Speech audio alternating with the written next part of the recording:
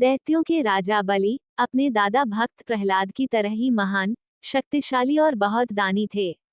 उन्होंने अपनी शक्ति से स्वर्ग पर भी अधिकार कर लिया था।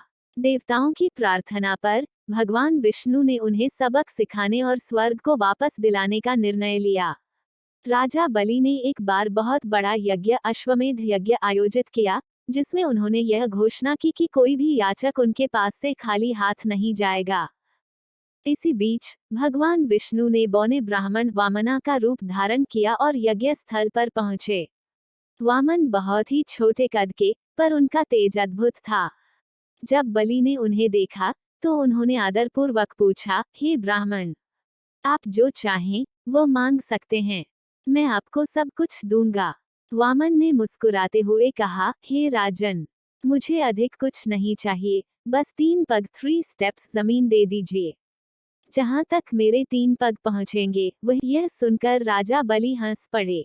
उन्हें लगा कि यह नन्हा ब्राह्मण इतनी छोटी सी चीज क्यों मांग रहा है, जबकि वह पूरा राज्य भी मांग सकता था।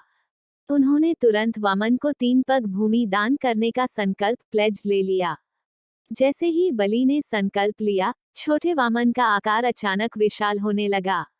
वो इतने बड़े हो गए कि उनका सिर आकाश को छूने लगा। वामन ने अपने पहले पग से पूरी पृथ्वी को नाप लिया। अपने दूसरे पग से उन्होंने स्वर्गलोक को नाप लिया। अब वामन ने राजा बलि से पूछा, हे राजन, मैंने 2 पगों में पृथ्वी और स्वर्ग को नाप लिया। अब बताओ, मैं अपना तीसरा पग कहाँ रखूं?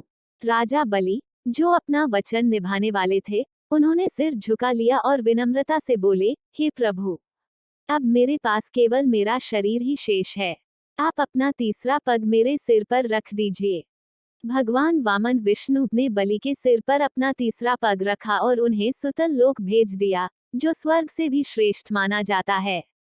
वामन ने बलि के दान और वचनबद्धता से प्रसन्न होकर उन्हें वरदान दिया कि वह स्वयं सुतल लोक में उनके द्वारपाल बनकर रहेंगे।